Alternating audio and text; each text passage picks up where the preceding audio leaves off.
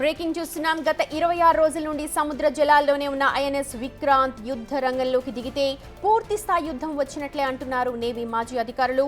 ఇప్పటి వరకు ఐఎన్ఎస్ విక్రాంత్ యుద్ధ నౌక యుద్ధ రంగంలోకి దిగినట్టు ఇండియన్ నేవీ కానీ భారత ప్రభుత్వం కానీ ప్రకటించలేదు.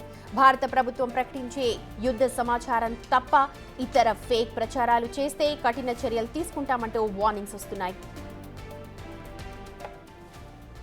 రైట్, మా ప్రతినిధి రాజు ఉన్నారు మరిన్ని అప్డేట్స్ అందించడానికి. రాజు, ఐఎన్ఎస్ విక్రాంత్ కి సంబంధించి సోషల్ మీడియాలో కావచ్చు, వాట్సాప్లలో సర్క్యులేట్ అవుతోంది యుద్ధ నౌక యుద్ధంలోకి దిగింది, కథన రంగంలోకి దిగింది అంటూ. వీటిపైన నేవీ అధికారులు ఏం చెప్తున్నారు, అక్కడ ఎలాంటి సిచ్యువేషన్స్ ఉన్నాయో ఒకసారి చెప్పండి. అంటే నిన్న రాత్రి నుంచి కూడా ఐఎన్ఎస్ విక్రాంత్ అటు కరాచీ పోర్టు మీద దాడి చేసింది. అక్కడ దాదాపుగా 10 షిప్పులు కూడా ధ్వంసం అయ్యాయి అనేది తరచూ అంటే నిన్న రాత్రి నుంచి కంటిన్యూగా సర్క్యులేట్ అవుతుంది. ఇది ఒక ఫేక్ ప్రచారం. దీనికి అసలు ఇండియన్ నేవీకి ఏ విధమైనటువంటి సంబంధం లేదు. ఇప్పటి వరకు ఇండియన్ నేవీకి సంబంధించినటువంటి ఐఎన్ఎస్ విక్రాంత్ యుద్ధ నౌక ఇంతవరకు కథన రంగంలోకి దిగలేదు. ఎందుకంటే ఇండో అమెరికాకు సంబంధించినటువంటి విన్యాసాల కోసం గడిచినటువంటి దాదాపుగా 2 నెలల నుంచి సముద్రంలోనే ఉంది. ఇప్పుడు అరేబియా సముద్రంలో గడిచినటువంటి 26 రోజుల నుంచి కూడా ఈ సముద్ర జలాల్లోనే ఐఎన్ఎస్ విక్రాంత్ ఉంది. ఇప్పటి వరకు ఇండియన్ నేవీకి సంబంధించి ఏ విధమైనటువంటి యుద్ధ సన్నాహాలు అయితే ఇప్పటి వరకు జరగలేదు. కానీ ఇప్పుడు కథన రంగానికి అయితే సిద్ధమవుతున్నామనే ఒక సంకేతాలు అయితే వస్తున్నాయి. ఇప్పటికే ఇండియన్ ఆర్మీ, ఇండియన్ నేవీ, ముఖ్యంగా Indian army, Indian air force రెండు కూడా యుద్ధం చేస్తున్నటువంటి నేపథ్యంలో ఇప్పుడు ఇండియన్ నేవీ వంతొచ్చినటువంటి పరిస్థితి అయితే ఉంది. ఇప్పుడు కేంద్ర ప్రభుత్వం అదేవిధంగా ఇండియన్ నేవీకి సంబంధించినటువంటి అధికారుల ఆదేశాల కోసం అయితే ప్రస్తుతం వెయిట్ చేస్తూ ఉన్నారు.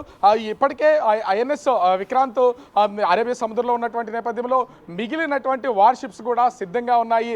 ఎప్పుడైతే అటు నేవీ అధికారులకు, ఉన్నతాధికారుల నుంచి ఆదేశాలు వస్తాయో కథన రంగంలోకి దిగడానికి సంసిద్ధమైనటువంటి పరిస్థితి ఉంది. కాకపోతే ఇప్పటి వరకు అటు ఐఎన్ఎస్ విక్రాంత్ కథన రంగంలో అంటే యుద్ధ రంగంలో ఉంది, అటు కరాచీ మీద దాడులు చేసిందని జరుగుతున్నటువంటి ఫేక్ ప్రచారాలను నమ్మద్దు. భారత ప్రభుత్వం కానీ అదేవిధంగా త్రివిధ దళాలకు సంబంధించినటువంటి ఉన్నతాధికారులు కానీ ప్రకటన చేసే తప్ప ఇతర ఏ ఫేక్ ప్రచారాలు చేసినా కూడా కఠినమైనటువంటి చర్యలు తీసుకుంటాం. సోషల్ మీడియాలో సర్క్యులేట్ అవుతున్నటువంటి వివిధ ఫేక్ ప్రచారాల మీద కూడా కఠిన చర్యలు తీసుకుంటామని ఇప్పటికే ప్రభుత్వం ప్రకటించినటువంటి పరిస్థితి ఉంది. ఇండియన్ నేవీకి సంబంధించినటువంటి అధికారులు, ముఖ్యంగా మాజీ అధికారులతో మాట్లాడితే ఇప్పటికీ 26 రోజుల నుంచి సముద్రంలో ఉన్న సముద్ర జలాల్లోనే ఐఎన్ఎస్ విక్రాంత్ ఉంది. కానీ యుద్ధానికి మాత్రం ఇప్పటి వరకు వెళ్ళినటువంటిది అయితే లేదు.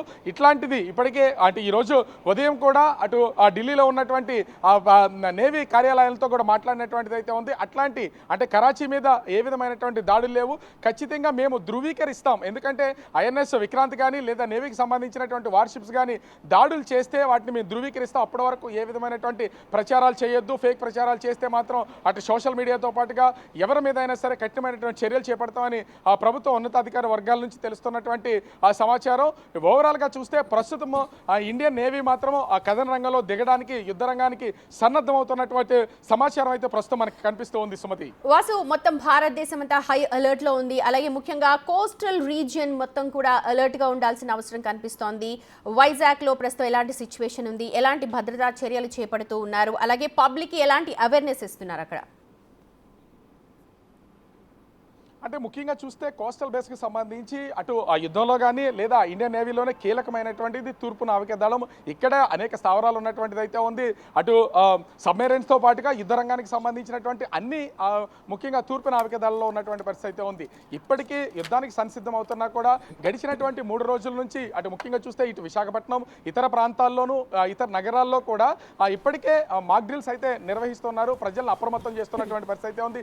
దీనికి తోడు ముఖ్యంగా తూర్పు నావికా దళం ఇక్కడ సంసిద్ధంగా ఉన్నటువంటి నేపథ్యంలో అటు వార్షిప్స్తో పాటుగా అంటే విమానాలు కూడా యుద్ధ విమానాలు కంటిన్యూగా అటు విశాఖ సిటీ పైన మొత్తం అంతా కూడా చక్కెర్లు కొడుతున్నటువంటి పరిస్థితి ఉంది. ఎందుకంటే అలారమ్స్తో పాటు అంటే వార్ అలారమ్స్తో పాటుగా ఒకవేళ విమానాలు కనుక వస్తే ప్రజలు ఏ విధంగా అప్రమత్తంగా ఉండాలి, ఎలాంటి జాగ్రత్తలు తీసుకోవాలనేది మాక్ డ్రిల్ జరుగుతున్నటువంటి నేపథ్యంలో విశాఖ నగరం మొత్తం అంతా కూడా ఈ యుద్ధ విమానాలు అయితే చక్కెర్లు కొట్టిస్తున్నటువంటి పరిస్థితి ఉంది. గడిచినటువంటి నెల రోజుల నుంచి కూడా ఈ విధమైనటువంటి ట్రైనింగ్ పైలట్స్కి ట్రైనింగ్ ఇస్తున్నటువంటి సమయంలో కానీ ఈ షిప్ అంటే ముఖ్యంగా చూస్తే విమానాలు పైనుంచి ఏమీ వెళ్తున్నటువంటి పరిస్థితి అయితే లేదు. గడిచినటువంటి 3 రోజుల నుంచి కూడా అతి సెన్సిటివ్ ఏరియాగా విశాఖపట్నం ఉన్నటువంటి నేపథ్యంలో ఇక్కడ ఉన్నటువంటి ప్రజలను సంసిద్ధం చేయడానికి అటు ఇండియన్ నేవీతో పాటుగా ఎయిర్ ఫోర్స్ అధికారులు కూడా నిరంతర నిఘా అయితే చేస్తున్నటువంటి పరిస్థితి అయితే కనిపిస్తుంది. దీనిలో భాగంగానే మరి ఎక్కడికక్కడ మాక్ డ్రిల్స్ అయితే నిర్వహించి ప్రజలను అప్రమత్తం చేస్తున్నటువంటి పరిస్థితి కనిపిస్తుంది. Sumathi. Right Raju, thank you so much.